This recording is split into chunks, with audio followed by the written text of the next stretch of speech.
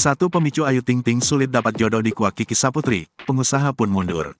Di balik ketenaran pedangdut Ayu Ting Ting, ternyata ada satu titik hitam.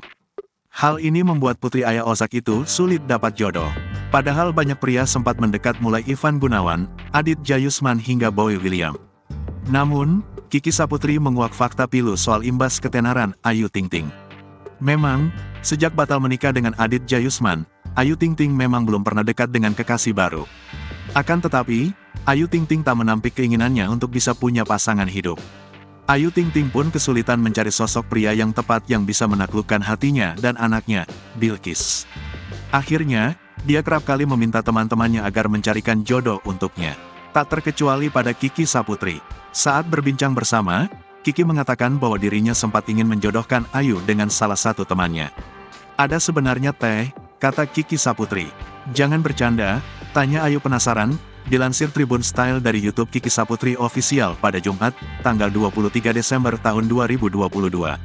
Kiki menceritakan bahwa dirinya kala itu sedang berkumpul bersama teman-temannya.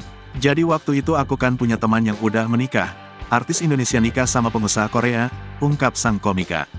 Tapi dia sekitar 8 tahun di Indonesia jadi udah bisa bahasa Indonesia, tambahnya. Dari temannya itu, ada seorang pria yang berasal dari Korea yang ingin mencari jodoh.